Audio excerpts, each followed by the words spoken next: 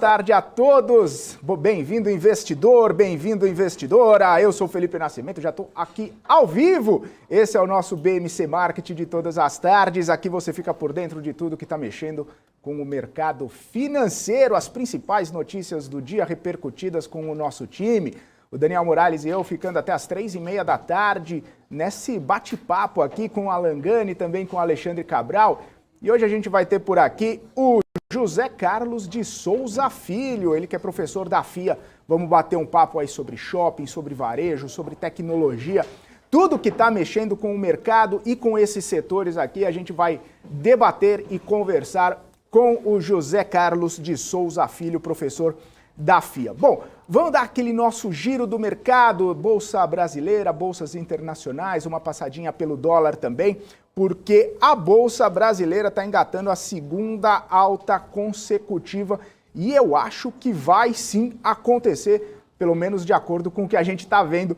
pelo gráfico aqui neste momento. A bolsa subindo 1,7% agora aos 108.468 pontos.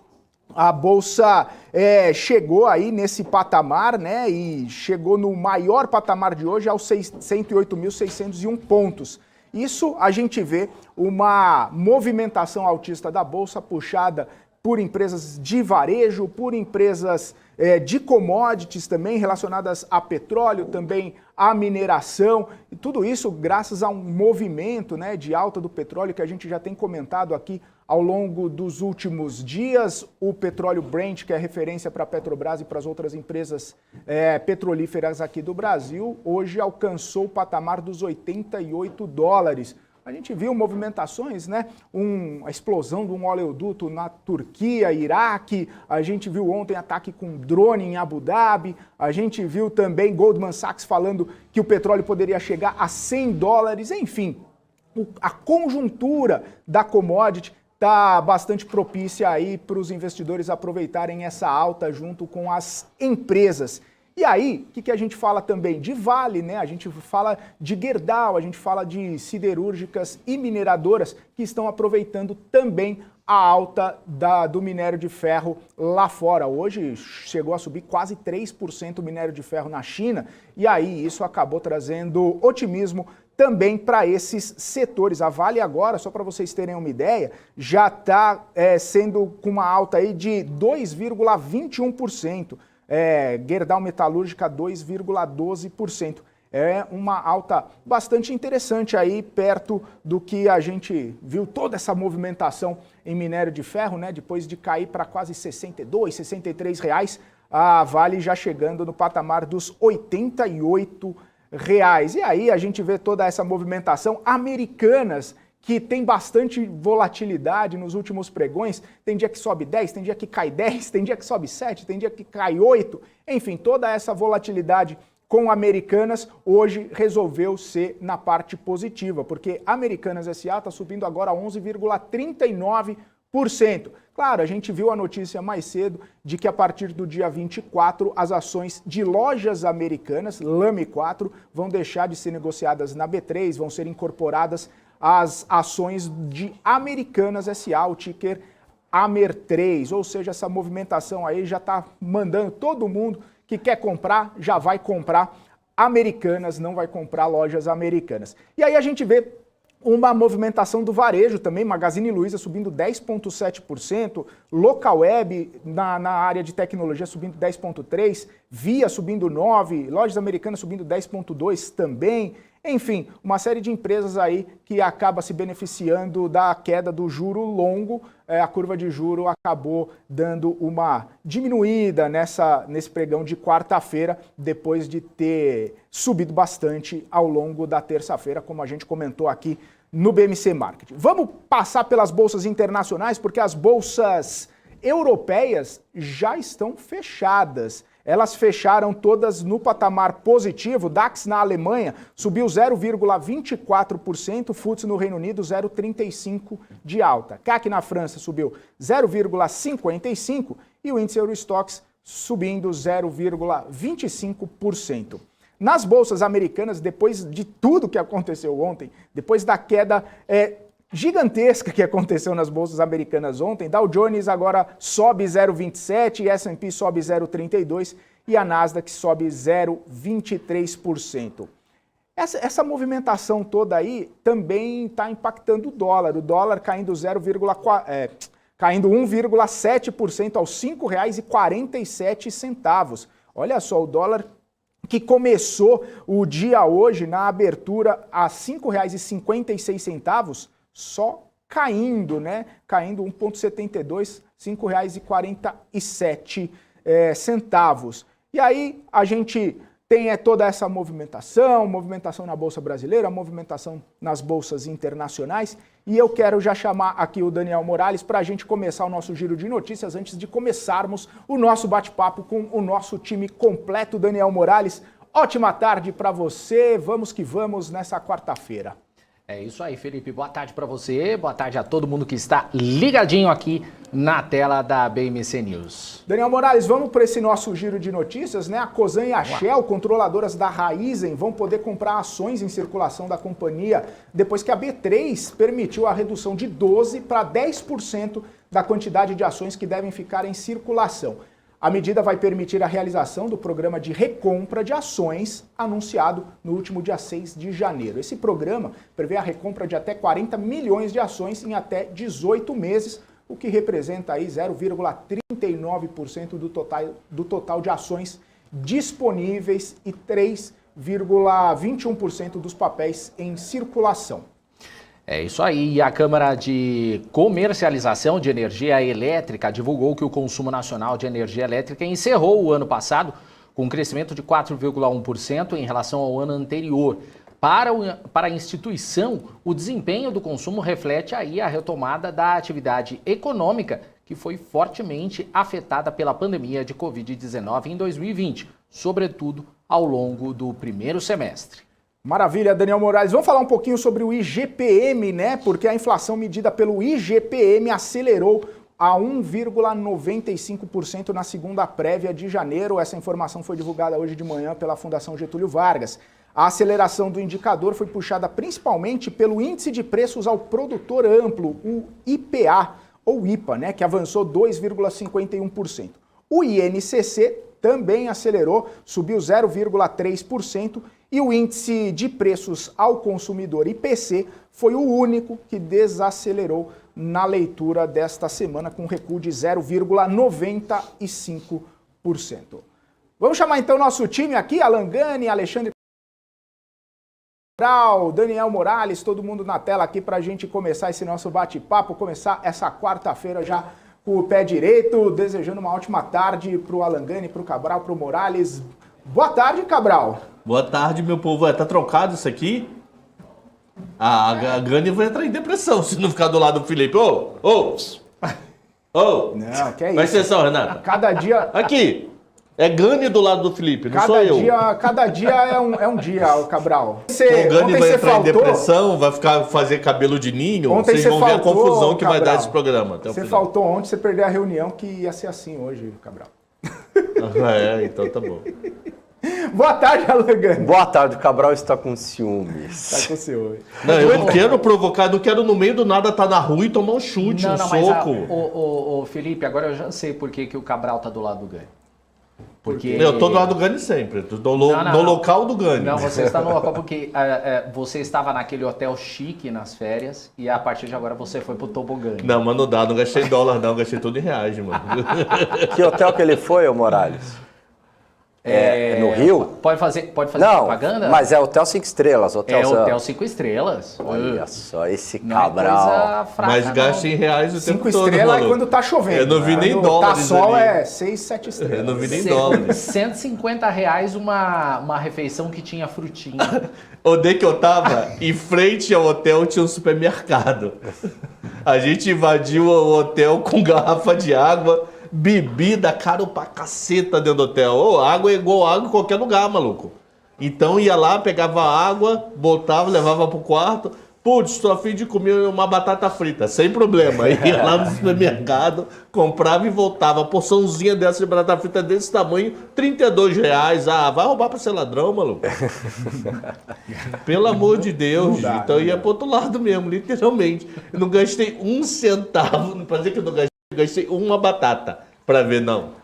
Tô fora. A pessoa deixa a pobreza, mas a pobreza não deixa a pessoa. É questão de... Não, uma pergunta. Você sabe que na água, rede... água mineral negócio em tudo quanto é lugar? Não é mesmo a fabricante? Depende, Porque o fabricante na geladeira do hotel é 5 vezes mais caro do que o supermercado do outro lado da rua, Você já maluco. tomou Perrier? Eu não tenho condições de tomar Perrier, né? Mas era a mesma água, a mesma fabricante, era do outro lado da rua, igualzinho. Eu falei, quase que eu chegava, eu comprava lá e vendia pra eles, ó, te vendo pela metade do preço. Não, eu fiz direto, e não sou eu não. Você via vários hóspedes entrando com água no Ô, hotel. Gani, você sabe o que vai acontecer nessa rede de hotéis, né? Vai ter uma fotinho do Cabral. Ah, sim, com certeza. Assim que o CPF dele bater Pô, já pra fazer descobrimos que o reserva, Mano já Brito faz... já- esse não. Já faz a revista. Ficava, e aí, Mengão? na Chegava parede. quando começava a falar de futebol, o carro vinha mais rápido. E o Flamengo viu, o Paulo Souza chegou, faz amizade com todo mundo, mano. Tá certo. Bom, vamos começar a falar sério aqui, Pô, mas estamos senhores. falando sério do custo Não, da água sem- do hotel, caro pra caramba. Inflação, é inflação. Inflação. Daquele esparola. Mas a gente trouxe aqui os dados do IGPM, né? Queria começar falando com vocês sobre isso, né? Essa leitura, né? A segunda prévia aí do IGPM, acelerado, praticamente todos os índices que compõem o IGPM acelerados também, só o IPC que acabou não acelerando, desacelerando nessa leitura, né? E aí eu queria saber de vocês, né? Mais uma leitura, mais um indicador, mais uma notícia aí de inflação acelerada, né? São outros componentes, uma outra cesta ali, mas mostrando a inflação subindo. A notícia ruim em relação a esse IGPM, que passa de 0,43 em dezembro para 1,96, foi isso? 1,95. Né? 1,95 é que houve aceleração de preços na indústria, né? E uma forte aceleração, apesar da desaceleração no varejo. Por que isso é ruim? Porque o IGP pode se tornar o IPCA amanhã, né? Então esse pode ocorrer um repasse desses preços na indústria para o varejo, né? E aí é uma inflação mais forte chegando ao consumidor. E, Cabral, como é que você viu esse IGPM Eu aí? vou assumir aqui o negócio. Até conversei contigo no WhatsApp, eu não achei a notícia aberta em lugar nenhum, mano. A composição, né? Então do te tipo, mandei. pô, veio um pouco, mas veio por quê? Um dos problemas do IGPM ano passado foi minério de ferro. A volatilidade do minério de ferro fazia com que o produtor disparasse no mês e despencasse no outro. Eu não achei aberto, eu fuxiquei o site da GV, que nem o doido. A única notícia que tem lá é monitor do PIB. Sim. Eu não achei Curioso. de jeito nenhum. Então, o que eu queria ver? Geralmente eles falam, ó, quem puxou o setor foi minério de ferro, soja, milho. Não achei lugar nenhum, eu fiquei doido. Então, eu tenho que trocar até o WhatsApp contigo. Eu não achei. O estagiário Então- tá lá no hotel tomando sua cerveja. Sei que eu sou tomando da água, GV, cara. só achei essa notícia até 1 hora atrás, né? Não sei se postaram depois. Agora, outra Monitor coisa do PIB. que chamou atenção, o INCC, né? Porque eu também só tenho essa desagregação maior, né? A materiais e serviços estava 0,41, foi para 1,04. Então isso pode ser aí um sinal de aquecimento de demanda, né? Porque está muito ligado à reforma de casa, à construção. Achei muito forte esse dado.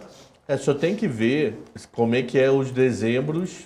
Não sei nem se É, o português tá boa correto colocação, Cabral. desse Se material, costuma porque ser, né? para ver se é mais forte para reforma de casa, receber sogra Sim. no ano novo, Natal, não sei. Só já estou jogando uma dúvida Não, no é ar que eu não verdade, sei faz da resposta. sentido. Acho que é uma hipótese que faz sentido, sim. O INCC ele é utilizado para reajustar também a construção, né? Contratos vigentes de construção, principalmente depois do lançamento, até o financiamento e tudo mais. Com essa aceleração também coloca mais uma pressão ali nas construtoras também, né? Ah, sem sombra de dúvidas, né? Enfim, para quem está agora entrando no financiamento, né? Porque uma parte é no INCC, né? Que você é ajustado, eles vão repassar isso para o cliente final, né? Ô Cabral, você comentou aí sobre o monitor do PIB, subindo 1,8% em dezembro, de acordo com a FGV, né? Aí, como que você... É que, putz, Você não viu, mas eu não sabia que a gente ia falar disso. Eu preparei até uma tabela, mas não mandei para Renata. Mas não precisa, só... Então, deixa eu só pegar os dados aqui, porque veio o monitor do PIB e veio bom pra caramba também da FGV. Tipo, quarto tri pode ser surpreendente de verdade. Vamos só abrir aqui, um segundo. A sua ligação muito importante para nós. Gani, como é que tá Miami? Tá bem? Eu vou te falar uma coisa em relação Vai, se bromando. você pagou no hotel, sabe quando eu tomei 2 cervejas, falei isso aqui ontem. Eu tomei 2 cervejas, Cabral. Você na piscina, você se empolga, lá não tem o supermercado para ir na frente e tal, né? Deu $25. Faz as contas aí. $12,50 cada cerveja. $25, E com imposto, não sei o quê, 25. Então, basicamente, 2 cervejas, R$130. Tá bom? O Cabral reclamando da água. Você tá Até me reclamando da... perdi o que ia vir aqui, maluco, depois dessa. Foi dessa. Aqui, abrindo, olha só. FGV, coisas boas da FGV. Eles revisaram para cima trimestre passado. Então, se você pegar aqui, ó, na verdade, perdão, deixa eu melhorar aqui minha informação. Eita porra, abri e fechei a planilha. Um gênio, né? Literalmente um gênio. Gênio. Aí a planilha agora não quer abrir, só porque você tá ao vivo, todo mundo te olhando, o Brasil todo te olhando, aí a droga da planilha não quer abrir. Ai, vamos radicalizar. A planilha tá fechar aí? tudo. A planilha tá aí? Tá aí a Cabral. planilha? Cadê a planilha? Não vai. Não veio. Vamos mudar de assunto e a planilha volta Pô, daqui cadê a pouco. planilha, maluco? Ela sumiu, rapaz. Bom, a gente vai dar um rápido intervalo. Daqui a pouco a gente volta com a planilha do... Então vou falar não de tem. boca porque eu preparei a planilha, eu lembro. Mas eu queria detalhar, melhorar os números. Primeiro tri, eles pioraram levemente o número. Eles estavam bem mais positivos, acho que estava 1,70, veio para 1,35. Segundo e terceiro tri, eles melhoraram o número. Então o número veio melhor do que o esperado no segundo e no terceiro tri. Quer dizer, revisão, né? De tempo, isso é comum em qualquer país do mundo. Você vê, pô, quantas vezes no ano você diz o PIB americano? Você fala o PIB americano no ano 12 vezes. Porque é o PIB as prévio, prévias. a extra e oficial. Todo trimestre são 3 PIBs. Você até se perde que PIB você está falando dos Estados Unidos. Então, 3 vezes 4, você fala o PIB americano 12 vezes. Então, isso é comum em qualquer país do mundo, principalmente o Brasil, que é continental, que nem Estados Unidos. Se for Bélgica, tudo bem. Mas Brasil e Estados Unidos estão voltando. Então, eles revisaram o primeiro tri para pior, segundo tri para melhor. Eles melhoraram os números de segundo e terceiro tri. Nada impede de IBGE, quando agora, eu acho que é 1º de março, eu posso estar caducando, tá? Mas eu estou com o 1º de março na cabeça, como a divulgação do PIB do ano passado. Também reveja segundo, terceiro tri do ano passado. Nada impede. Pioraram um pouquinho novembro, outubro, mas deram uma baita pancada em novembro. Novembro veio 1,77, que eles divulgaram com 2 casas, né? Com uma casa 1,8. Então, muito bom. Você vê todos os setores foram bem em novembro no monitor da FGV. E se aquele arrasto estatístico que eu falei ontem, se dezembro crescer 0, pela FGV o PIB esse ano cresce 4,63. Acima do Banco Central, que ontem não tive aqui, né? Anteontem nós falamos em 4,43, se não me engano. Ok? Então, por volta de 4,40, 4,60 deve ser o PIB. Mas surpreendeu os dados da GV para novembro. Muito, muito, muito bom. Uma dúvida que eu tenho é se teve muita antecipação de Black Friday em relação ao Natal. Se aquele dezembro, que historicamente é um mês muito bom comparado com o resto do ano, se ele diluiu um pouco em novembro, ou se vai vir um dezembro muito bom. Se vai aparecer um dezembro muito bom, podemos ter PIB aí fácil, na casa de 4,50, 4,60. A questão do dezembro, né? A gente viu, até foi vendas no varejo que a gente viu lá, uma antecipação da Cielo, né? O índice Cielo, falando que esse dezembro foi melhor porque teve uma sexta-feira a mais, uma terça-feira a menos.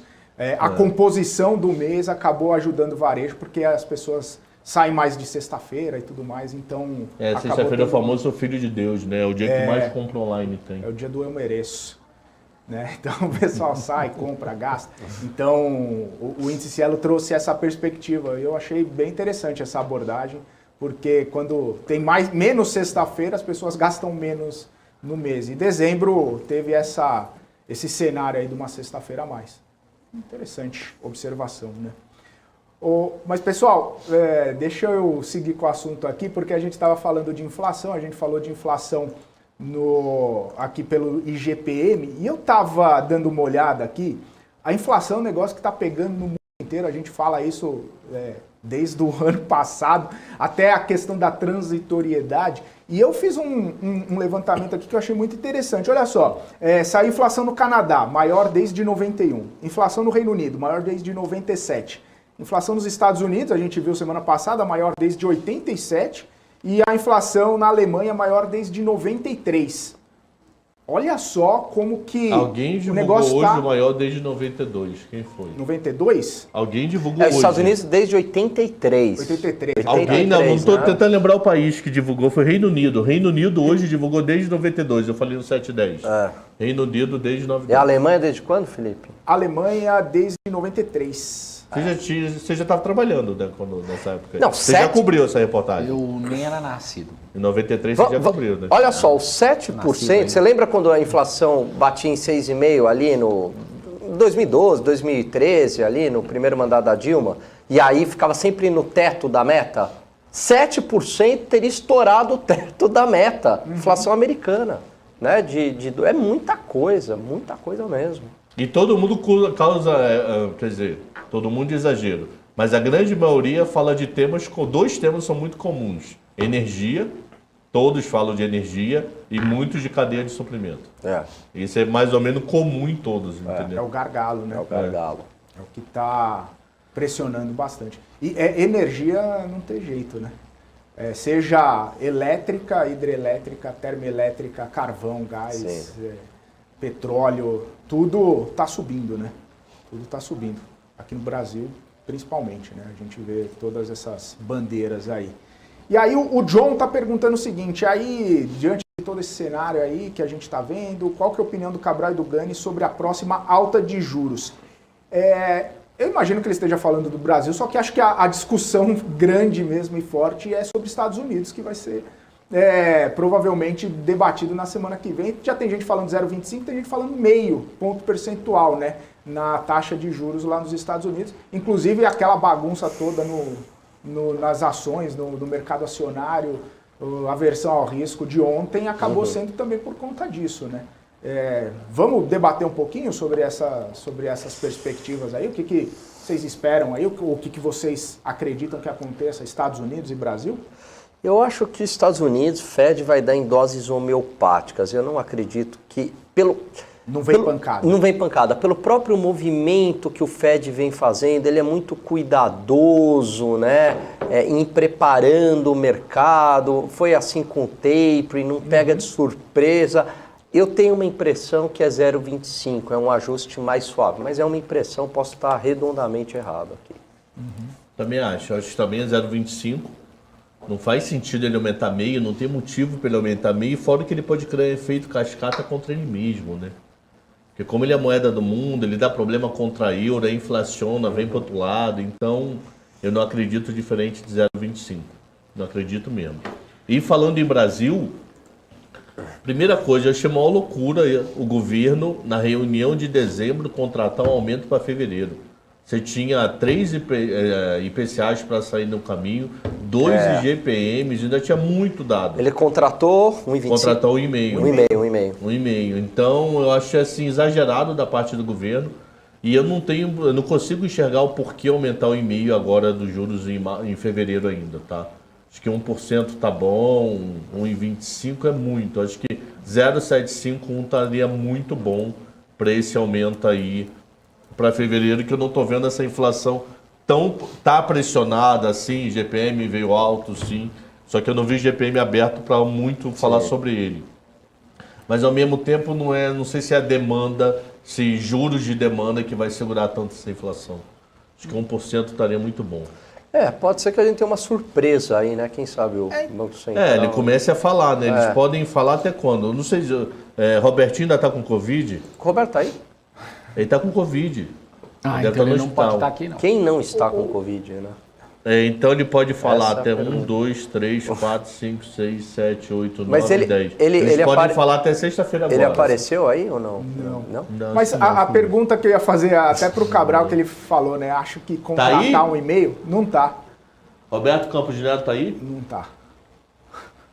Eles estão procurando. E o maluco... Começar a procurar. Meu irmão, e o maluco que trabalha aqui pra ajeitar o som, microfone, câmera, que pintou o cavanhaque de dourado. É sério, é que vocês não veem. O maluco pintou o cavanhaque de dourado nas minhas férias do Gani. Eu não entendi isso até hoje. Ai não, é da natureza. Papai e mamãe fez assim. aposta. Porra nenhuma, tá dourado, mano. Mas voltando, foco. Ô, Cabral. Então eu acho que o Banco Central em e-mail seria exagerado. Eu não Então, mas isso. deixa eu te perguntar uma coisa. Às vezes, não deixar contratado nada, o pessoal ia falar, tá muito solto, ninguém falou nada, não tá prevendo nada. Contrata um e-mail e aí vai revendo, fala assim, olha só, hein, aquele efeito psicológico, né? Pô, tava um e-mail, mas agora Mas deu essa história de contratar é dele, Roberto Campos Neto, ninguém contratava no passado. Então, mas aí contrata um e-mail, aí quando começa o discurso, começa a falar, começa a ter uma visão diferente aí com todos os indicadores que saem, fala, não, acho que vou elevar um ponto percentual. Aí o mercado fala, pô, olha só, que maravilha. Estamos voando. Contratou um e-mail, mas... Não contratava nada, tá iremos olhar números para ver o que queremos fazer. Mas faz sentido, eu acho que tem uma lógica isso aí, né? Não sei. Tô sinalizando que eu tô sendo duro na política monetária, né? Aí quando começa a passar o tempo, mas não precisa ser um e-mail, né? Aí vai dar uma de bonzão, de gostosão. Passei Natal, peguei Covid, agora eu tô cabeça. Quero formar um Banco Central ONG. Aí no Banco Central ONG... Banco Central ESG. Banco Central ESG. A gente só vai dar o resultado durante o dia porque ainda tá o sol na hora da coletiva. Não precisa gastar luz. Vai ser um resultado iluminado. Muito iluminado. Mas é isso, então. Era isso que eu queria falar com vocês sobre essa questão da inflação que está pegando bastante, taxa de juros pegando bastante. E um último assunto antes da gente chamar o nosso convidado, que aí eu queria ouvir mesmo a opinião do Gani e do Cabral sobre o dólar, que tem caído bastante aí nesses últimos dias. Quando foi? Terça-feira? Ontem, né? Ontem eu estava conversando um analista e ele falou que muito da queda do dólar também pode ter relação com uma mudança de lei que permite conta em dólar das empresas. Marco cambial, né? E aí eu não tinha me atentado a isso, ele sinalizou isso. É claro que tem outras composições, outras conjunturas ali para essa queda do dólar, mas a gente saiu de um pico de 5,74, se não me engano, quando aqui em dezembro... 5,74 em dezembro, para hoje bater 5,46, né? E agora, 15, 20, um mês praticamente, depois dos 5,74, já caindo aí esses 5% no dólar. Aí eu queria ouvir de vocês um pouquinho a respeito sobre essa movimentação, o que vocês acham, como vocês veem, e talvez as possíveis causas, e o que isso ajuda também o investidor brasileiro de alguma forma. Pode começar. Pode, Gani. Cabral. Começa aí que eu concordo. Porque eu não vi, eu só vi que saiu a medida, mas eu não sei o que o Banco Central escreveu. Só sei que o Bolsonaro promulgou. Sim. Mas é uma promulgação muito doida. Bolsonaro promulgou para dar o poder ao Banco Central para estabelecer as regras. Eu nunca tinha visto uma promulgação dessa. Bolsonaro fala, BC, escreve aí, legal, concordo. Aí eu não sei o que foi feito pelo BC. Eu acho que faz sentido esse marco cambial, né, que foi aprovado, né, a possibilidade de ter contas em dólar. Eu acho que pode estar aumentando a oferta aqui. Essa entrada de commodities, né, essa alta de commodities também significa um aumento da oferta de dólares no país, pode também estar ajudando este movimento. E talvez um menor pessimismo, vou colocar assim, não um otimismo, mas um menor pessimismo em relação à economia brasileira, porque prova disso é que a Bolsa tem tem subido, né? Saiu do início do ano de 100 mil pontos para 108 mil pontos. Você comprou um BOVA 11 ali, você já ganhou 8% nessa brincadeira, né? Então, acho que esses 3 fatores aí podem estar explicando essa queda do dólar. Boa. E aí, senhor Alexandre Cabral? Não sei. Eu não vi qual foi o que eu falei. Não, mas Você não não é capaz de necessariamente opinar. sobre a lei, sobre a queda do dólar em geral. Você não tá vendo aí? Hoje, você viu a petaca? Não sei se está tendo fluxo, não sei dizer. Juro que eu não sei. Não sei dessa resposta. Estou esperando o fluxo sair daqui a alguns segundos. Saiu. Já? Fluxo cambial total em janeiro até o dia 14 é negativo em 1,196 bilhão de dólares. Então quer dizer que o dólar é pura especulação e não... O fluxo E não fluxo. financeiro até o dia O dólar 14 é Brasília e é não positivo. fluxo. O fluxo cambial ficou negativo semana passada em 65 milhões. E gringo ano passado encheu... bolso. O bolso. o bolso, né? Vocês entenderam o que eu tô querendo falar. Encheu o bolso de Bolsa Brasil, mano. Encheu, assim... Todo até bolso. explodir de Bolsa Brasil. Todo Isso bolso. tem 65 milhões. Fluxo... Ah, não, perdão. O fluxo ficou negativo. Eu quero ver ele aberto. O fluxo ficou Você negativo. já tem aberto aí na tua tela? Porque eu não sei o que é financeiro e o que é comercial. Não, Então espera um pouquinho. Ó, o financeiro é positivo em 647 milhões e o comercial é negativo em 1,8 bilhão. Ah, então o gringo entrou para comprar bolsa e para comprar renda fixa. Isso é bom. Isso é bom, Helder. Isso é bom, viu? O gringo entrou, fluxo de gringo para bolsa. E comércio exterior, quanto foi? Que curioso, você deve estar vendo no mesmo local que eu, o meu não atualiza, mano. Não? O que você quer saber? Você tá vendo a rosa? Não. Ah, então tá. Tô vendo o Broadcast. Não. Nosso grande broadcast aqui trazendo as informações. Nosso concorrente. É... Que parceiro, Não, é amigo. fonte. É fonte. É amigo. Então, financeiro. Eu tô vendo Comex. no BMC Now. Quanto foi Agora eu tô financeiro? vendo no BMC Now. No Nauta já saiu. No Now já saiu. Ó, inclusive, o pessoal, entra no nosso Telegram lá, BMC News, tem muita informação que a gente pega lá, que a gente coloca lá em primeira mão. Vamos lá, ó, comercial, exportações 6 bilhões, importações 8 bilhões, com um saldo negativo de 1,8 bilhão. 1,8. O financeiro, compra 18 bi, venda 17,8 bi, o saldo positivo de 674 milhões. É isso. Não, tem algo errado aí. O quê? Quanto deu o saldo de Comex? Financeiro? Não, comércio exterior. Ah, tá. 1,8 bilhão negativo. Isso é no ano ou na semana? Até 14 de janeiro. Ah, tá, quero na semana. Ah, só. o da semana eu não tenho aqui. Enfim. Ô, pessoal, vamos chamar o nosso convidado? Enquanto eu chamo, eu atualizo. Professor José Carlos de Souza Filho. Já está aqui, professor da FIA, nosso convidado de hoje, dessa quarta-feira. Já está aqui com a gente para bater um papo sobre varejo, sobre shopping, sobre todas essas movimentações no setor que estão acontecendo. José Carlos, seja muito bem-vindo aqui ao BMC Market. Prazer falar novamente contigo. Feliz ano novo, feliz 2022. Boa tarde. Muito obrigado, eu que agradeço mais uma vez aí a atenção, o carinho, a oportunidade de estar com os senhores para a gente poder conversar um pouco a respeito do segmento, a respeito do varejo, a respeito de shoppings, a respeito das alterações que toda essa situação está promovendo, né? E procurando Exatamente. entender de que forma os varejistas e o segmento pode atuar para poder passar por esse período tão conturbado. Exatamente.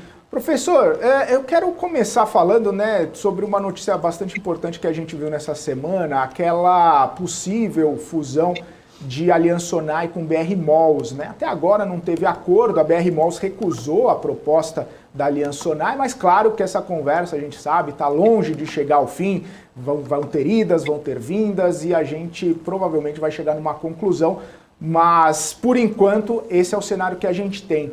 Eu queria entender um pouquinho sua avaliação sobre essa possível fusão aí, uma criação do maior grupo de shoppings do Brasil. O que isso significaria para o setor? Como que você vê essa situação toda? E claro, né, essa questão de proposta e recusa e tudo mais.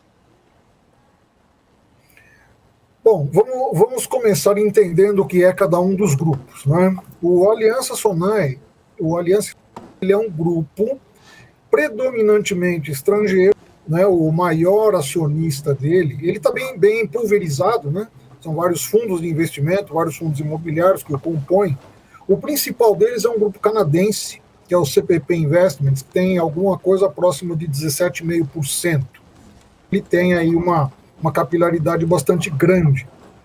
E quando a gente olha a ABL é um conceito importante de shopping que significa área bruta locável, né? Então você tem o empreendimento shopping e dentro do shopping você tem o espaço que vai gerar receita.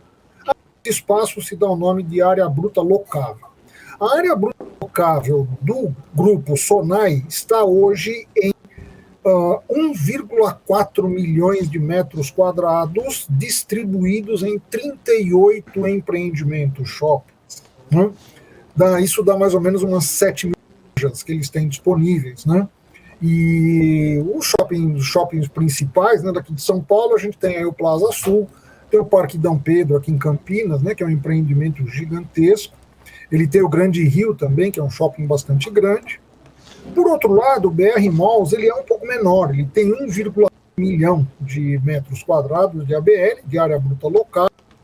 Ele é composto por 31 shoppings e ele tem como principal, aqui em São Paulo, Vila Lobos, né, que é o seu cartão de visitas. O metrô Santa Cruz também é um shopping que é cuidado aí, está no guarda-chuva do BR Malls. Portanto, a fusão desses dois shoppings vai dar alguma coisa em torno de 2,6 milhões de metros quadrados de área bruta locável. Mesmo assim, isso corresponde a alguma coisa entre 15% e 20% do total de área bruta locável do país. Agora, eu acho que quando você tem uma quantidade muito grande de fundos e de participantes, de acionistas, é normal que esta acomodação, que esses interesses sejam um pouco mais distribuídos, que eles tenham que passar por um processo de negociação um pouco mais detalhado, exatamente porque hoje você tem muitos mecanismos de governança que vão cuidar dos interesses dos pequenos participantes, dos pequenos acionistas, dos pequenos fundos, e isso vai ser realmente um processo longo, caso venha efetivamente acontecer. Eu particularmente acho que vai acontecer, mas não acho que será nem uma decisão tão rápida, nem uma decisão assim que vai ser tomada muito no curto prazo, sem um plano muito bem alinhavado, muito bem amarrado por parte de todos os agentes. Agora, as vantagens são muito grandes. Por exemplo, inclusive se discute muito hoje essa questão do omnichannel, e isso seria uma ampliação para eles muito grande. Eles teriam a possibilidade de trabalhar o varejo multicanal de uma forma muito mais efetiva, com essa amarração e essa abrangência. Eu vejo grande problema na fusão. Pode ser que o CAD incomode de algumas regiões, em algumas cidades, mas não creio que ele vá gerar um volume tão grande a ponto de aumentar muito o seu poder de mercado, mas vai aumentar a sua capacidade de gestão operacional para poder criar sinergias importantes. Maravilha. Professor Alan Gani, professor Alexandre Cabral, Daniel Morales, se tiverem perguntas aqui para o professor José Carlos, fiquem à vontade. Professor José Carlos, um prazer falar contigo, feliz 2022 aí para você. Meu caro, é o seguinte, a Bolsa hoje, eu sei que esses movimentos são, enfim, uma montanha-russa, né? Mas varejo tem subido fortemente aí no dia de hoje, né? Você acha que é uma sinalização de uma recuperação do varejo ainda em 2022? Você acha que isso é possível, José Carlos? acho que é possível e é importante a gente perceber que o varejo ele reage mais rapidamente do que os outros segmentos, tanto para cima quanto para baixo. Se você tem um movimento de recuperação, o varejo reage mais rapidamente a ele. E se você começa a ter uma retração, também. Então o varejo acaba respondendo com muito mais velocidade. Isso por quê? Porque o contato que o varejo tem com o consumidor, com o usuário, é muito próximo. Então você, por exemplo, se você pegar um supermercado ou mesmo um shopping, essa resposta é muito imediata. A demanda, você mede uma elasticidade de preço de demanda agora num supermercado. De uma semana para outra você já percebe uma variação muito grande. Você percebe uma variação de sortimento. Então as pessoas podem deixar de comprar coisas mais caras e comprar coisas mais baratas. O que está se observando hoje é que está havendo uma aceleração por parte do varejo para um crescimento. Mas a gente não pode se esquecer que a gente vem de uma queda bastante forte do ano passado. Né? O ano passado começou um processo de recuperação, 2020 foi tenebroso, 2021 começou uma recuperação e agora a gente caminha ainda para uma recuperação. Então eu tenho visto com bastante otimismo, inclusive o que a gente tem notado, por exemplo, hoje está havendo a NRF lá nos Estados Unidos, né, o Congresso Nacional de Varejo, e o varejo, as alternativas tecnológicas, alternativas de multicanal e interatividade, sempre vão fazer com que o dinamismo do varejo seja muito rápido. E essas causas acabam sendo determinantes para fazer com que a resposta seja rápida do varejo. Então, hoje, o varejo tem a tecnologia trabalhando muito fortemente no sentido de fazer com que os consumidores, de um modo geral, tenham atendidas as suas necessidades.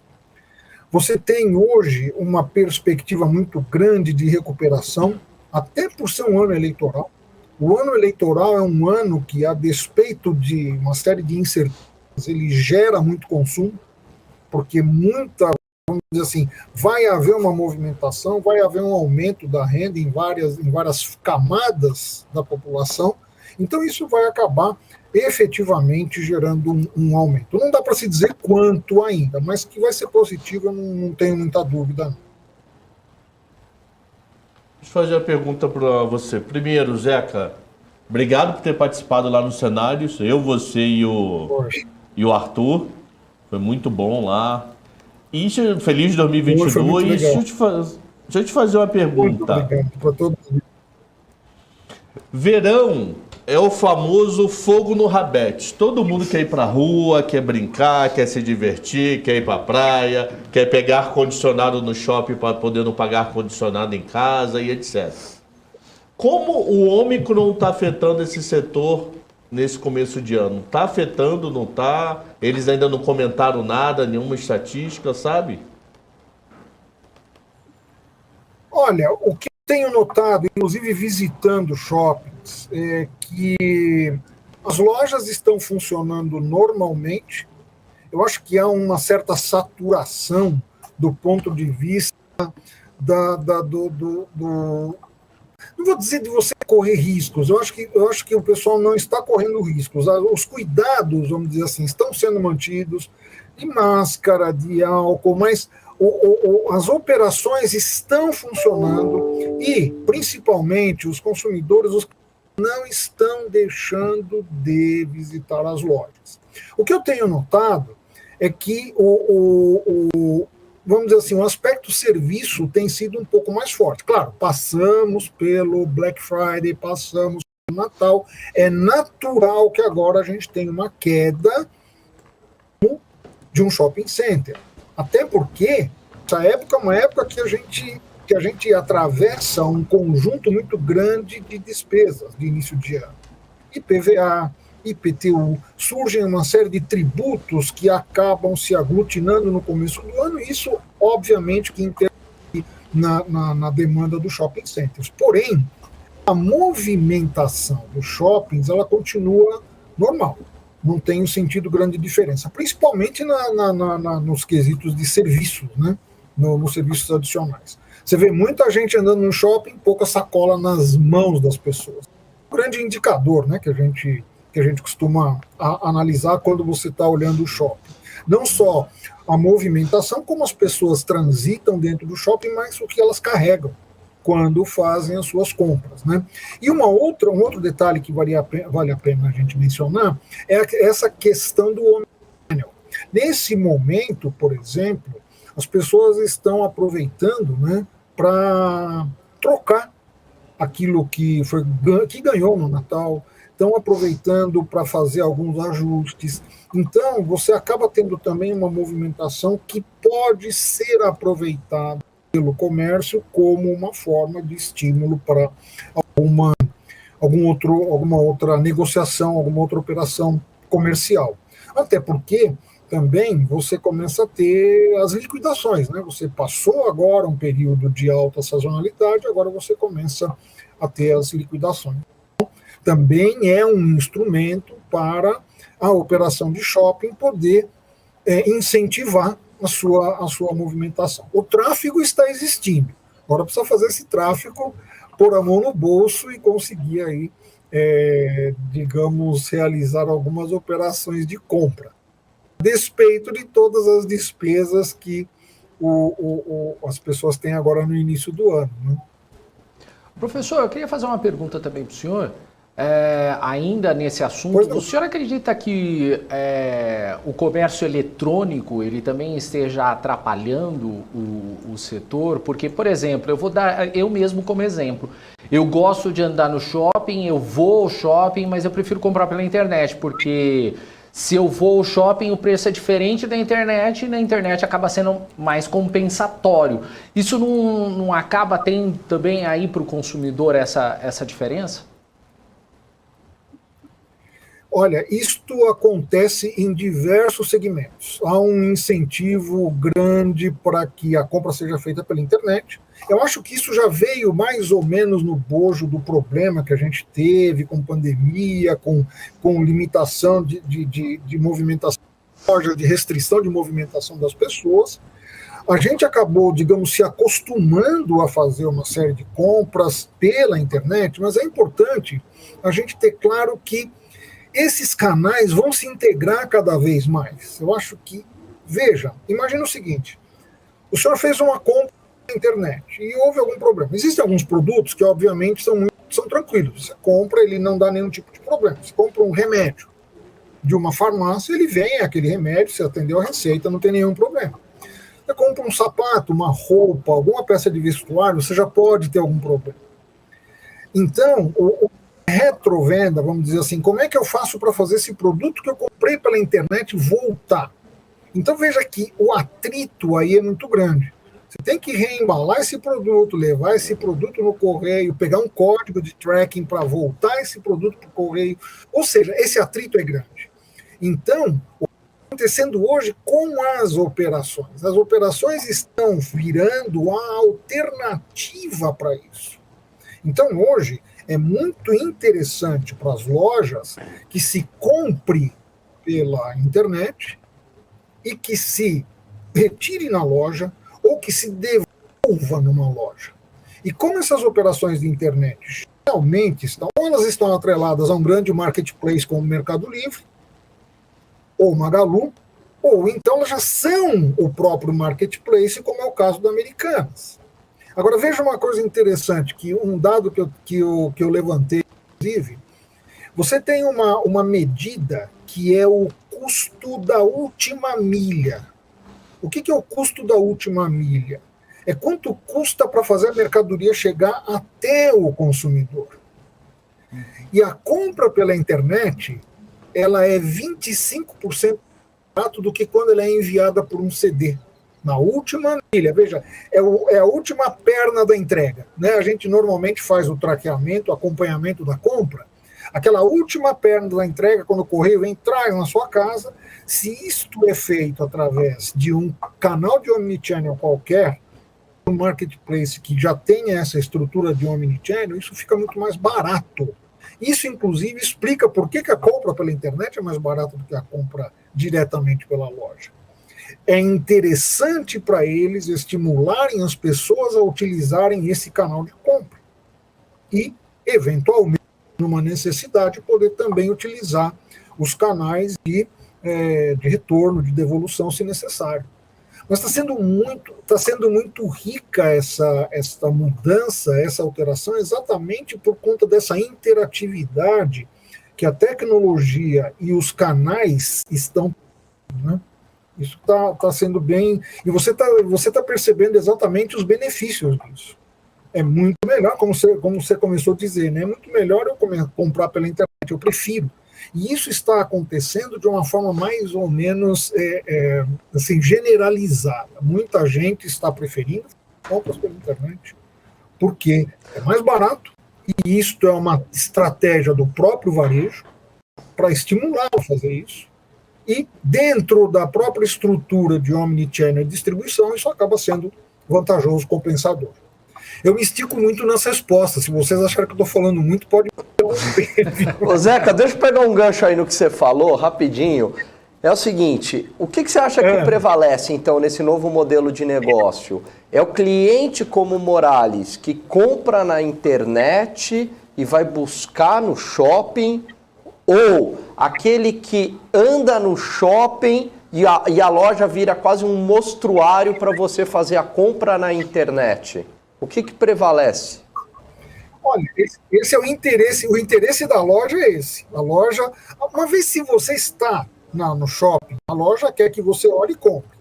Para a loja é interessante isso. Porém, nem sempre você vai conseguir fazer isso. Vamos supor que você veja um produto, que você escolha um produto, você entra na loja, você pede o produto, não tem o seu número, não tem o seu tamanho, não tem a cor, não tem o padrão que você quer. Pronto, já criou-se um atrito aí. Como é que a loja pode ver isso? E eu não sei, vocês têm, veja o que está acontecendo, veja, Alan, como essa questão que você colocou está fazendo com que os varejos arrumem soluções as mais interessantes para isso.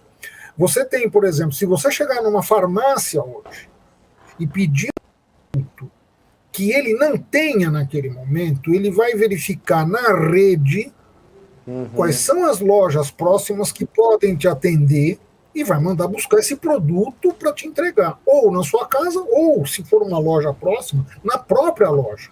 Pede para você aguardar uns 5 minutos, tem redes fazendo isso. Tem redes, por exemplo, que pegam o seu pedido e vão distribuir esse produto, vão entregar esse produto na sua casa sem custo para você. Então veja que o que as operações estão fazendo, de um modo geral, é não perder a venda e não gerar atrito com o cliente. Isso é o que é o trabalho forte da tecnologia. Então, quando você coloca o que é preferível para o consumidor, que foi, digamos, o cerne da sua questão, é eliminar o máximo de atrito. Então, se eu tivesse que dizer numa frase, eliminar o máximo de atrito, como é que eu vou fazer a minha operação, como é que eu vou atender o meu desejo ou a minha necessidade com o mínimo de atrito?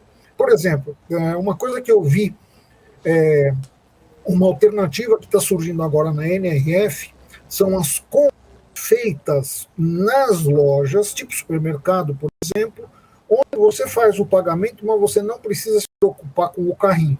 Você faz a escolha, faz a compra, paga a sua compra e todo o resto da operação logística é por conta da operação. Você termina isso, pagou, vai para casa. Você não precisa se preocupar com toda aquela parte de carrega carrinho, descarrega, põe no carro, tira do carro. Mas é maneiro, pô. Depende do que você estiver carregando. E no mercado, maluco. Vou contar uma coisa para vocês. E veja uma coisa interessante. Olha como isto é volta ao passado. Como era no passado? No tempo lá dos nossos avós, você tinha aquela mercearia onde se fazia a compra de mês e o camarada levava na sua casa, no engradado, todas as mercadorias compradas. Olha como, de repente, o autosserviço, chegou num tal grau de complexidade que ele começou a criar algumas dificuldades para o usuário. E hoje isso está começando a voltar para uma situação que já foi no passado, só que agora com muito mais tecnologia. Mas, ô professor, uma coisa que eu quero entender, isso não vai acabar acontecendo, por exemplo, uma fuga de algumas empresas, por exemplo, dos shoppings? Por exemplo, tem uma loja já bem conhecida do Rio de Janeiro que ampliou aí algumas lojas em vários lugares do país, mas está tendo muito mais vendas pela internet e acaba não ampliando aí as suas lojas. Isso não vai fazer com que esse pessoal acabe fugindo dos shoppings? Bom, essa é a grande briga dos shoppings, né? Como fazer para manter a sua atratividade? Você lembra que a gente começou respondendo, falando da área bruta local. Lembrem sempre que a área bruta local é a forma como o shopping vai rentabilizar. E como é que essas coisas se amarram, né? O shopping é uma operação imobiliária que faz receita com o varejo, certo? Então aí as coisas se amarram. Por outro lado, o investimento no shopping hoje não é mais aquele investimento de um investidor. Hoje isso está diluído por uma série de fundos imobiliários, nacionais e internacionais. Então, toda essa estrutura, tanto financeira, de viabilidade e da operação de varejo, ela tem que se viabilizar. E aí, o que acontece? A tecnologia, eu acho que esse é o grande nó que a gente está desamarrando hoje. A tecnologia vem tentar, vamos dizer assim, vem fazer com que a facilidade para o usuário, para o consumidor, possa fazê-lo prescindir das operações. Cabe às operações mostrarem que elas são viáveis em uma série de aspectos para fazer com que o negócio tenha a sua permanência, tenha a sua perenidade. Então, mas você sabe como há aí realmente uma contradição. Então, e isso acaba fazendo com que o custo de você estar numa loja, né, o custo da operação no shopping, também tenha que ter um balanço. Ou seja, eu não posso simplesmente cobrar o quanto eu quero do valor do metro quadrado, porque eu posso inviabilizar a operação de determinados tipos de negócio. Então, eu tenho que fazer com que o custo de ocupação ele esteja num patamar que seja razoável, certo? E eu estou falando aí em condições normais, né? Não pensando na situação da pandemia, que aí realmente criou uma situação extraordinária para os shoppings e para os lojistas. Mas essa é a grande questão. Essa questão que você colocou hoje é o grande desafio dos shoppings. Eu tenho que ter preço, um custo razoável, uma atratividade muito boa para os negócios, para que consiga fazer com que o meu cliente, que tem toda a facilidade da internet, consiga enxergar a viabilidade de ainda manter o vínculo comigo. Seja por algumas atividades, seja por um omnichannel, seja por uma facilidade de devolução de mercadoria, enfim. Aí você vai ter um conjunto de possibilidades que estão sendo, digamos assim, trabalhadas pelos shoppings, né, de um modo geral. É nesse sentido que eu acho que se insere muito o início da nossa conversa, né, dessa fusão dessas duas grandes operações de shopping centers aqui no Brasil. Professor, você comentou aí bastante sobre desafios do varejo, falou sobre a NRF. Eu queria fazer uma pergunta atrelada aí uma coisa com a outra, o desafio, tendência, talvez, e o que está acontecendo lá na NRF também. Porque assim, hoje em dia tudo que a gente fala é metaverso, tudo que a gente ouve falar é metaverso, as empresas indo para o metaverso, varejo, metaverso, enfim. Eu queria saber como que você está vendo essa inclinação das lojas do varejo, essa inclinação de uma tecnologia toda para atender essa questão de metaverso. Como que você está vendo isso e como que uma coisa vai se encaixando na outra, nessa sua opinião, nessa sua visão? E claro, com todas as questões que a gente está lendo aí, que estão sendo discutidas lá na NRF, lá em Nova York, nos Estados Unidos. Olha, eu eu consegui dar uma examinada nos painéis da NRF e eu consegui fazer uma separação em 3 grandes tópicos. O primeiro tópico eu chamaria de tecnologia. O que eu reparei é que não existe nada muito novo acontecendo. Porém, as tecnologias já conhecidas estão ficando cada vez melhores. Então, é isso que a gente tem sentido. Por exemplo, hoje você consegue desenvolver tecnologia de gôndola que te faz um controle de estoque assim que você tira o produto da gôndola e põe no seu carrinho. Quer dizer, a gôndola é inteligente a ponto de saber que houve uma baixa de estoque, ela já conversa com um pulmão de loja, por exemplo, para saber que há necessidade de gôndola, e informa isso em tempo real. Então, quer dizer, você começa a ter um aprimoramento. Isso há 5 anos atrás existia isso, mas não funcionava exatamente dessa maneira. 10 anos atrás, 5 anos atrás. Hoje começaram a surgir máquinas de service para produtos a granel.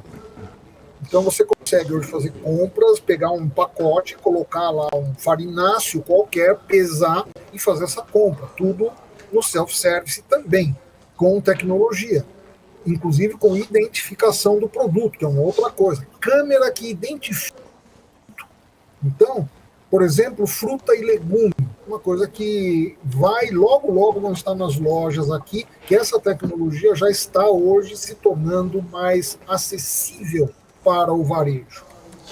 O segundo aspecto é a interatividade, ou seja, de que maneira o usuário ou o consumidor conversa com essa tecnologia e de que maneira ele se beneficia disso para poder atender às suas necessidades. Então veja que isso envolve os controles internos de loja, e quando a gente fala em controle de loja, a gente está dizendo o seguinte: a loja preocupada com o bem-estar dos seus usuários, temperatura, limpeza. Então você pode imaginar, por exemplo, robôs inteligentes que andam pela loja com várias câmeras, que ele está observando o ambiente ao mesmo tempo que está limpando a loja ou atendendo alguma necessidade local. Então a robotização está muito grande também. E uma coisa que o pessoal tem chamado hoje de ESL, que é o Electronic Shelf Labeling, que é a possibilidade de você colocar já, quando usa o seu planograma para você definir os seus espaços em gôndola, você já ter a sua própria gôndola já com a identificação e a precificação do produto que vai estar naquele espaço. E, como eu já havia antecipado, a questão do pagamento com celular, que hoje faz a sua compra, paga com celular e não precisa se preocupar com a entrega ou com o restante da logística da entrega do produto. E o terceiro aspecto é o metaverso. No metaverso, eu vou usar uma definição que eu acho muito boa, que é, para simplificar, inclusive, o conceito, que é a convergência entre o real e o virtual. Eu acho que essa é uma boa definição de metaverso para que a gente possa, inclusive, enxergar quais são os caminhos pelos quais o metaverso pode interagir com as operações de varejo. Então, primeiro, a realidade virtual. Então, o que a gente tem visto mais quando vê na televisão, mostrando a pessoa coloca o óculos e através daquela máscara, daquele óculos, ela se transporta para um outro ambiente, ela pode experimentar um carro virtualmente, ela pode participar de uma reunião virtualmente, ela pode, inclusive, viver outra realidade através dessa realidade virtual. Realidade aumentada, que seria aí uma extensão disso. Eu poderia participar de uma reunião, eu poderia estar envolvido com outras pessoas também em realidade virtual, pessoas em locais diferentes. E terceira coisa que eu acho que inclusive também vai ser muito importante daqui para frente é a publicidade gamificada. E um exemplo interessante que eu vi é você experimentar um carro sem que você precise estar no carro, mas você vai ter a experiência virtual de estar com aquele carro. Então, você, através dessa publicidade gamificada e da realidade aumentada, você vai ver o carro, vai ver os detalhes, vai conhecer a técnica, vai entrar no carro, vai dirigir o carro, tudo isso através de realidade aumentada e de uma propaganda gamificada, né? Vai ser através de um processo de gamificação. Então, o que a gente tem notado, colocando essas três tendências, né, tecnologia, interatividade e o metaverso, é para onde a tecnologia está levando. Eu vou até mais além, não é o varejo, é a humanidade como um todo. Todo mundo, é né? o que tem acontecido. Todo mundo.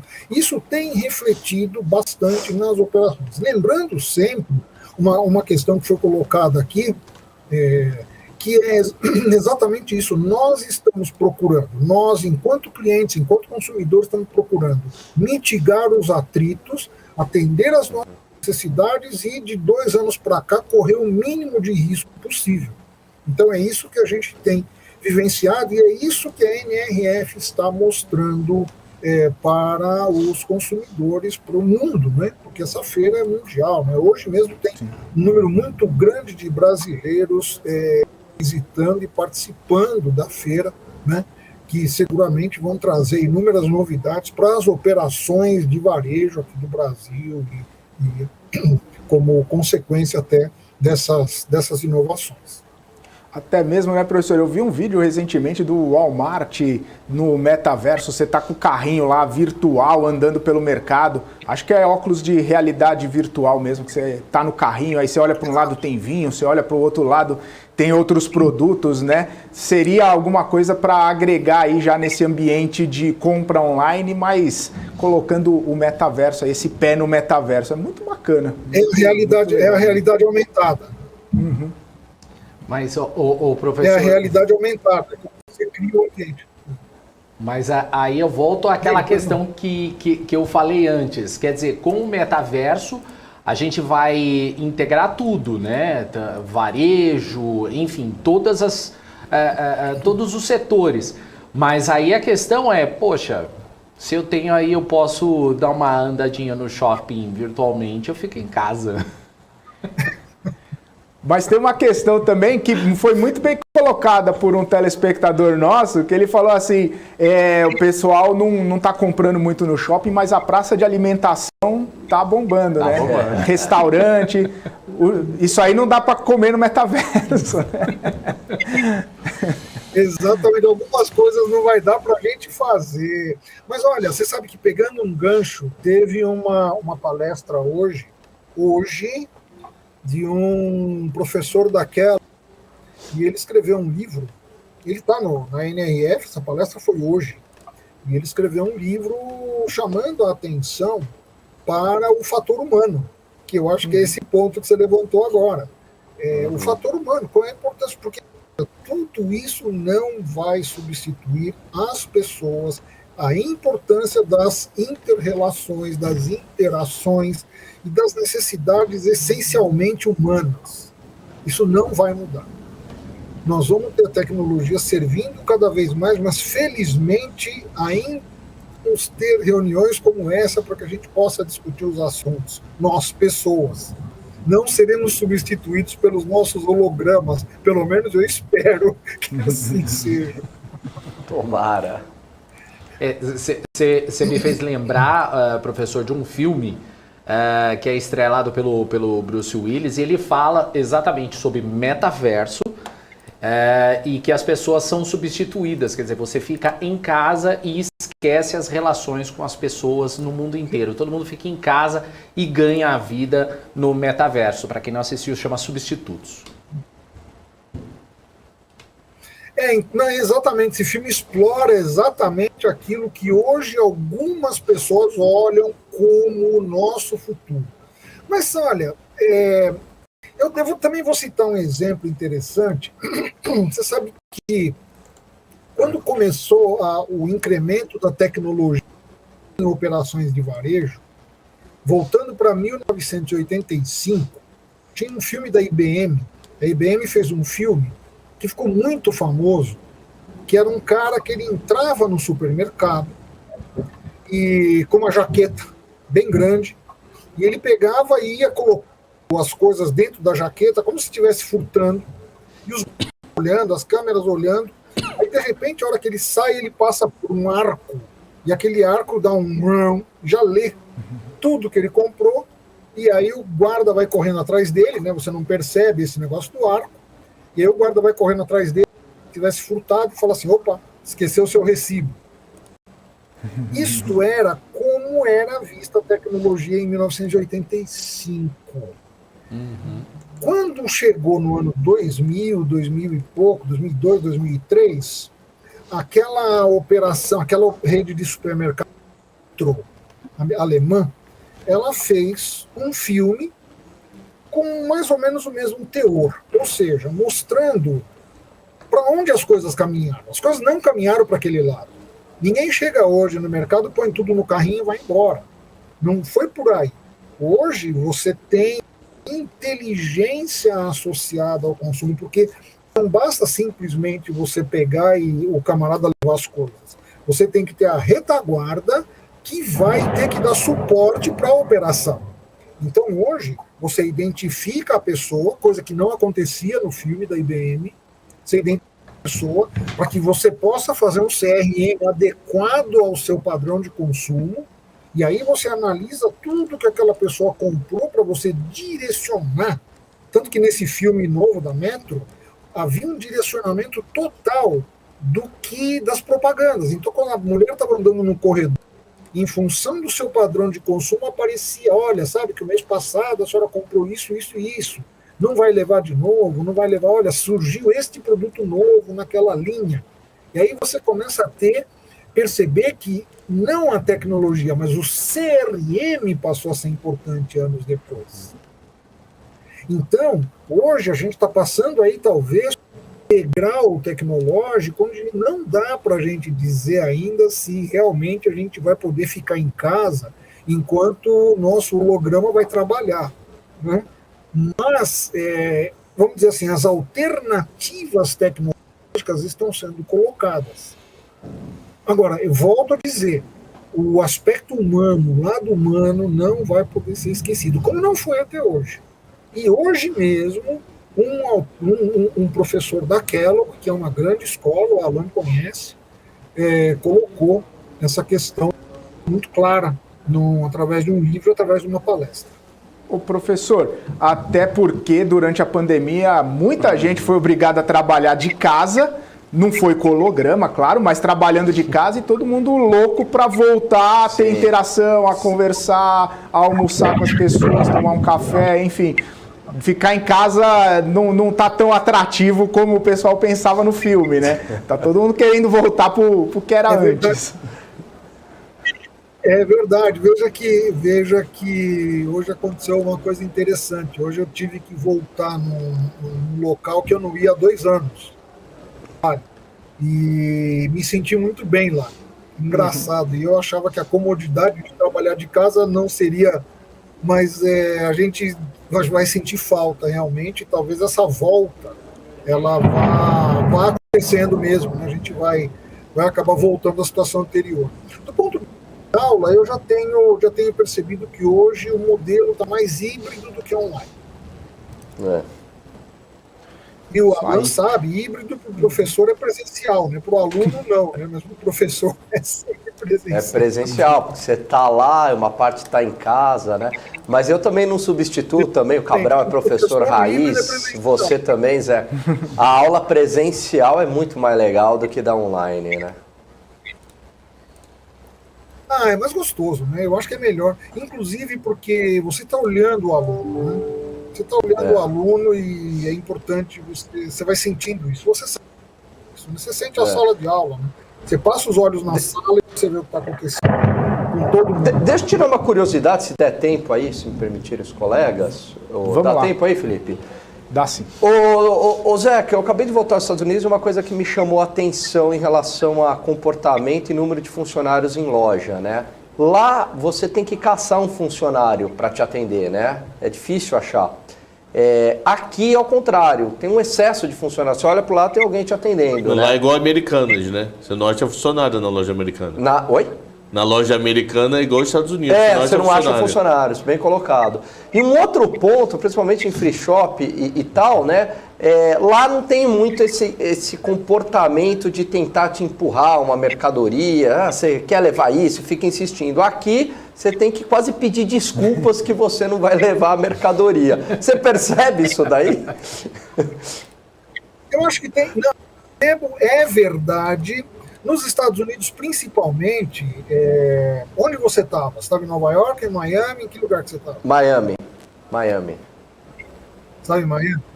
Tá, mas Miami. Nessas cidades maiores, o que você nota? Né? Primeiro que o americano tem uma relação um pouco diferente, né? Ele não quer ser assediado para compra. Nunca. Ele decide a compra dele. Ele não quer interferência de terceiros. Eu vou te dar um exemplo. Eu vou contar um exemplo para vocês lapidado. Eu estava com um grupo de brasileiros visitando varejo nos Estados Unidos. Eu estava numa cidade, estava em Cleveland, lá em Ohio, visitando uma loja era o Sam's Club. Fomos no Sam's Club.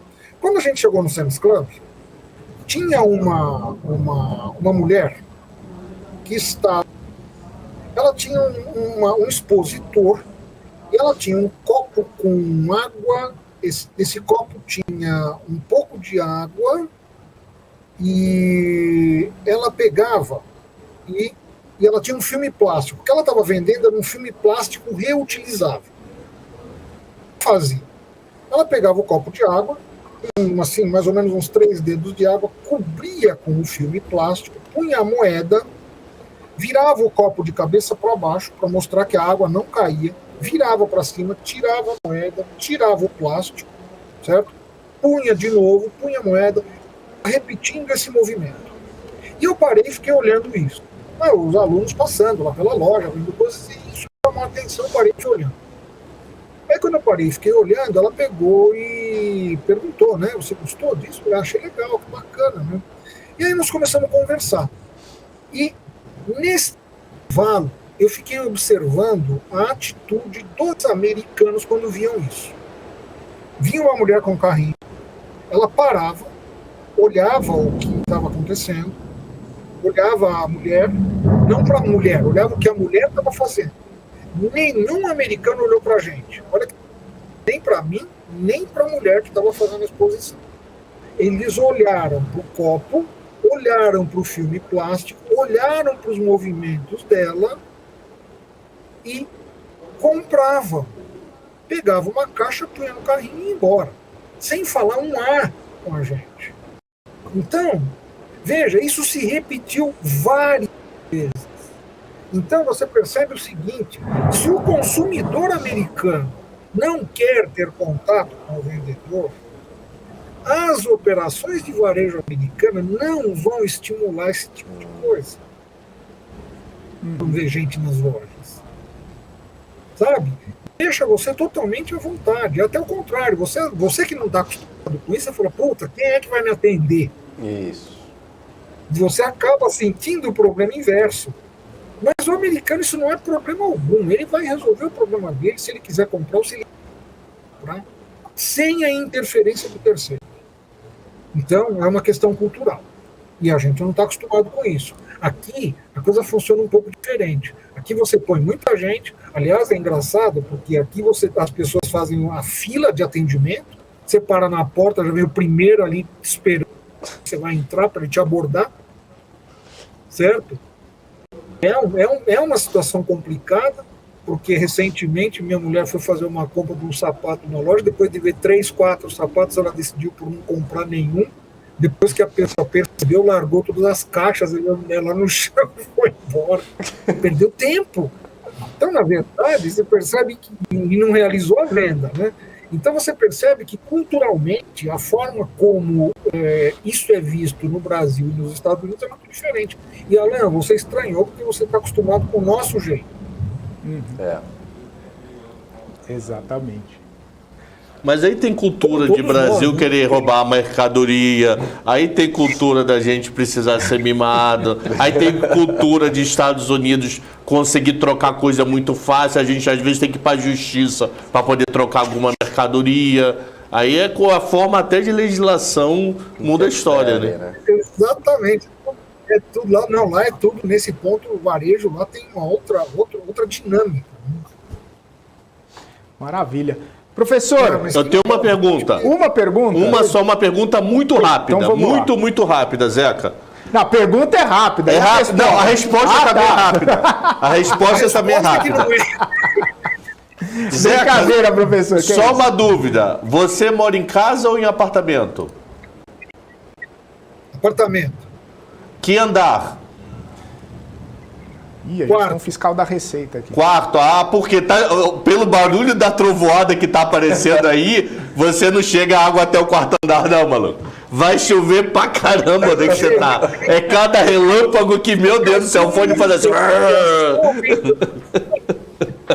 Cair no mundo aqui do lado de fora. Então, tranquilo, quarto andar, água não chega, não. Fica de boa.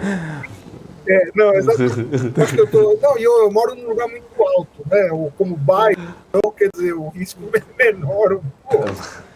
Então tá bom, fechou. Então vamos ter outras entrevistas, outros bate-papos, quer dizer. Que legal. Olha, mais uma vez eu queria agradecer a oportunidade. Eu espero ter agregado tanto para vocês quanto para os ouvintes. Com certeza. Eu venho estudar varejo, eu trabalho com varejo.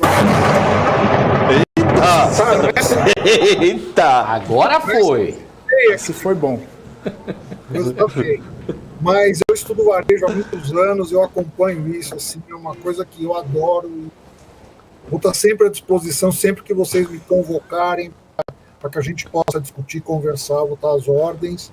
E foi uma troca muito bacana, a gente também aprende muito quando discute, quando conversa.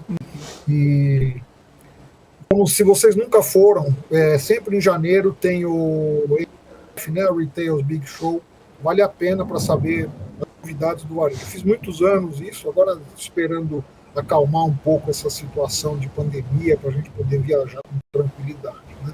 Eu fiquei sabendo que esse ano foi, depois de 2000 e 2001 não houve a presencial, só agora em 2020, 2021 não houve a presencial, agora em 2022 foi a primeira presencial, mas pelo que eu soube, 30% mesmo das empresas quanto dos participantes, muita gente não compareceu.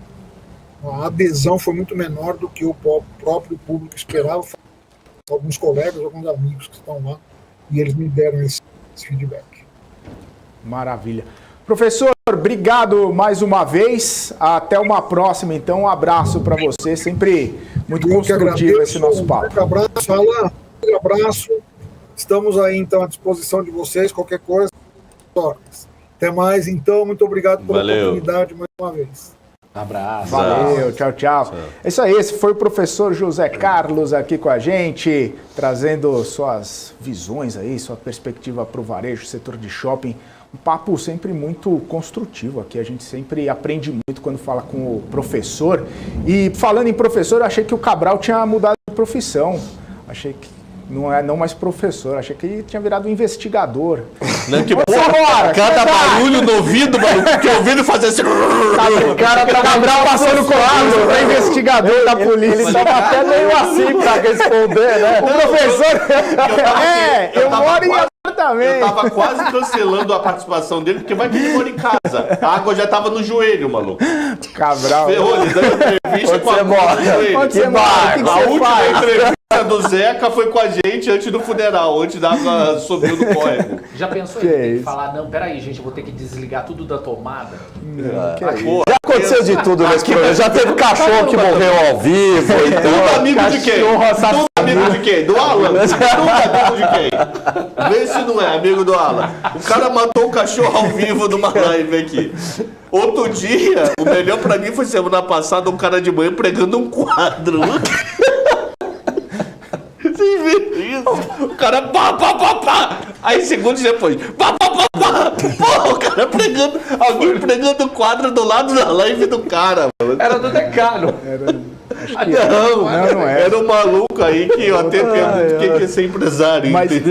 Mas se o Cabral começa com esse papo pra cima de mim, eu falo assim, cadê o distintivo? Antes de qualquer coisa. Meu Deus do céu. Mostra o distintivo. É isso aí, pessoal. Vamos encaminhar aqui para a reta final do MC Marketing de hoje. Pedir as considerações finais do Gani, do Cabral, do também Daniel Morales. Vamos lá, pessoal. Falem suas considerações finais aí para a gente encerrar na hora e entregar para o D-Trade, que daqui a pouquinho começa.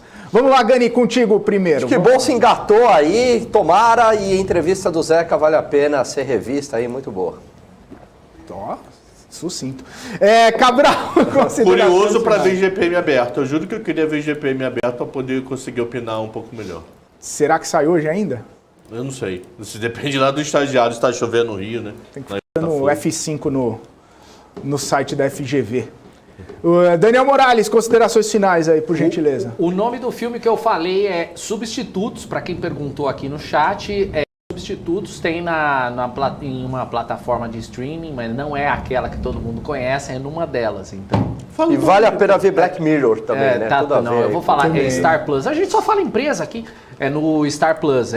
O filme é muito bom, vale a pena até para conhecer um pouquinho mais sobre essa visão sci-fi do pessoal. Show de bola! E a Bolsa, como o Gani falou, engatou 1,50 de alta nessa quarta-feira, 108.271 pontos. Localweb, Magalu, Americanas e BID. Mas no ano tá subindo 3,29, quer dizer, foi ontem e hoje, né? Ontem e hoje. 3,29 de alta. Magalu subindo tudo isso. Magalu subindo tudo isso. Mas vamos ver se Magalu tá pra sorrir ou se é só gracinha só. Uma M-Glu 3. M-Glu 3 cai no ano 9,70, apesar de estar subindo 10. Subindo 10. Beleza. Isso aí vai fazer parte do ETF que está sendo estudado, o NABA 11. O NABA 11 são ações que você só tomou NABA nos últimos anos. E vai vir um outro ETF, que é um ETF só de IPO, o MIFU 11. Apliquei a minha grana e MIFU. Essa semana ainda saem os dois ETFs. Amanhã o NABA 11 e na sexta o MIFU 11. Então nós vamos ter 3 ETFs. Pobre 11, NABA 11 e MIFU 11. Queremos gráficos, com certeza. A gente faz gráfico, faz tudo. Aqui já peguei com o povo da Economática alguns dados. Só antes de eu terminar, que eu não ia falar quando o Gani estava perguntando para o professor Zeca, mas o Gani estava falando nas lojas lá dos Estados Unidos que não tem ninguém para atender, aí o Cabral fala lojas americanas, eu ia falar, é óbvio, ele estava nos Estados Unidos, é lógico que são as lojas americanas. Nossa, sensacional! Cabral, você tem que reconhecer, cara. A piada foi muito inteligente. Óbvio que era nos Estados Unidos. Quem vai fazer D3? Volta, Cabral. Quem vai fazer o D3? Volta, Cabral. Mas é evidente. Era evidente. Lojas americanas. A loja, óbvio. Claro que era lá. Não tem nem o que conversar. Aqui teria que ser lojas brasileiras, né? Que já houve nos anos 90 já foi. Faliu.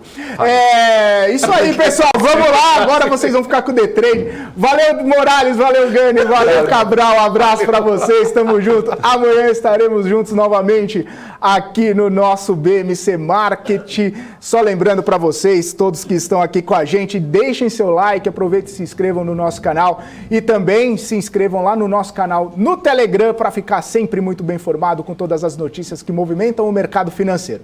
Eu vou ficando por aqui, volto amanhã às 2 horas da tarde. Um forte abraço. Tchau, tchau.